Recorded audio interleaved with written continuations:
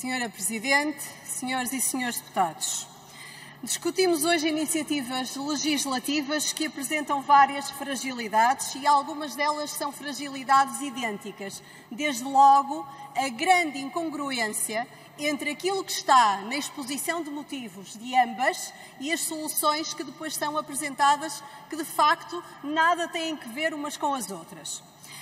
Além disso, e em concreto, quanto ao projeto-lei da Iniciativa Liberal, diz a Iniciativa Liberal que existem entraves na ação de reconhecimento das sentenças estrangeiras e diz que isso cria obstáculos ao desenvolvimento da vida dos cidadãos brasileiros.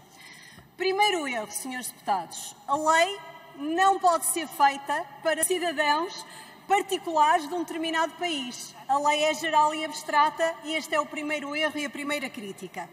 Segundo erro, o projeto-lei, ao introduzir uma norma interpretativa ou ao dizer que quer introduzir uma norma interpretativa no Código de Processo Civil, desde logo é estranho o querer introduzir uma norma interpretativa no Código de Processo Civil, mas, por outro lado, nós vemos que o projeto-lei traz duas soluções novas, não vem interpretar nada. No nosso entender, também não há nada para interpretar, mas eu pergunto porquê fazer desta forma e não apresentar, de facto, duas soluções, que foi isso que a Iniciativa Liberal quis fazer, foi apresentar duas novas soluções. E a primeira é dispensar a revisão no ordenamento jurídico português da declaração de divórcio por acordo feito no Brasil. Quando o divórcio é decretado por sentença, existe a revisão pelos tribunais portugueses. Quando é por declaração numa entidade administrativa para a Iniciativa Liberal, não devia ser objeto de revisão. Ou seja, aquilo que tem um escrutínio muito maior e uma segurança jurídica muito maior, exige-se bem a revisão por um tribunal português, e para a Iniciativa Liberal, aquilo que tem um escrutínio muito menor, já não se exige um escrutínio pelo Tribunal Português.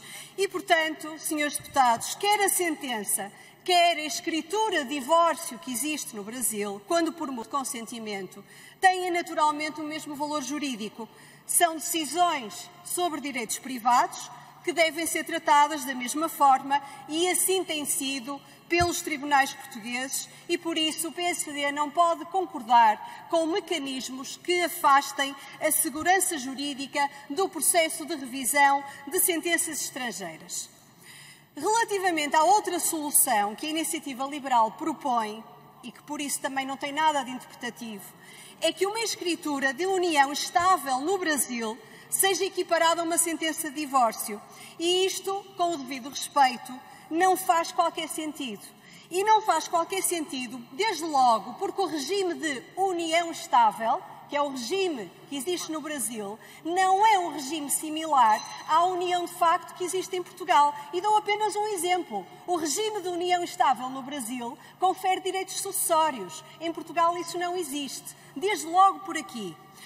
Reconhecer ou não a união de facto em Portugal tem um processo próprio.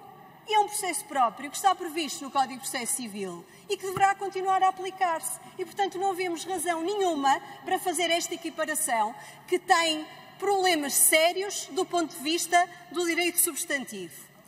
Senhoras e senhores deputados, quanto ao projeto-lei do Partido Livre, o projeto-lei do Partido Livre, no nosso entender, parte de uma afirmação errada, que é dizer que o Estado português dá o direito de casar e não dá o direito de divorciar. E isto, senhor deputado, não é verdade.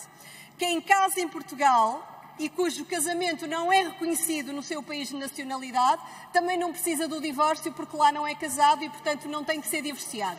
Não é este o ponto, mas é uma fragilidade. Quem casa em Portugal, senhor deputado, pode naturalmente divorciar-se em Portugal. Seja um divórcio sem consentimento do outro cônjuge e segue via tribunal, seja um divórcio com consentimento do outro cônjuge e segue via Código do Registro Civil conservatórias. Desde logo, não há qualquer questão sequer de incompetência aqui conforme é plasmado no projeto de lei do LIVRE. E há uma confusão enorme entre as regras de competência internacional e competência interna. E o projeto de lei do LIVRE pretende introduzir uma solução nova de competência internacional numa regra do processo civil de competência interna. E isto, desde logo, do ponto de vista sistemático, está completamente errado. Além disso, para o PSD, e mesmo para terminar, dizer o seguinte: no que respeita à competência internacional, entendemos que a solução existe, está devidamente contemplada no Código de Processo Civil. No que respeita ao foro do território, no caso concreto, também existe solução, ou por via do próprio artigo que o Sr. Deputado bem refere, no projeto de lei, ou por via da aplicação das outras regras processuais. E por isso, por estes motivos, não poderemos acompanhar estas iniciativas. Muito obrigada.